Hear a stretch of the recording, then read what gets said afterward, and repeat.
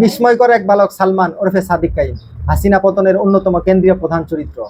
জুলাই আন্দোলন যখন তুঙ্গে, সাদিক যখন অন্যান্য স্টক হোল্ডারদের এক দফা আন্দোলনের ডাক দিতে বলেন, তখন অন্যান্য স্টক হোল্ডাররা বা নেতারা নিজের পরিবারের সেফ এক্সিট চায়। তখন সাদিক কাইম ঘোষণা দেয়, আমি আমার জীবনের পরোয়া করি না, এই আন্দোলনে আমি আমার জীবন দিতে প্রস্তুত। অন্যান্য স্টক হোল্ডাররা যখন নিজের পরিবারের কথা ভেবে, তখন সাদিক কাইম এই আন্দোলনের কথা ভেবেছিলেন। এই আংসাং হিরোকে যখন জুলাইয়ের সকল কিছু থেকে মাইনাস করতে চেয়েছিলেন, তখন সাদিক কাইম ফিরে এসেছে নিজের রূপে। সার্জিস জুলাই আন্দোলনের ইতিহাস নিয়ে বই লিখলেও প্রচ্ছদ থেকে মাইনাস করা হয় সাদিক কাইমকে।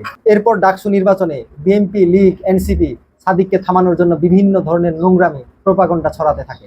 এমন কোনো প্রোপাগান্ডা নেই যে তার বিরুদ্ধে ছড়ানো হয়নি। বিশেষ করে ছাত্রদল তাকে থামানোর জন্য মাঠে নেমেছিল ন্যাংটা হয়ে। এইসব কঠিন পরিস্থিতিতে সাদিক কাইম মাথা গরম করেননি, ঠান্ডা মাথায় দিয়েছেন সমুচিত জবাব।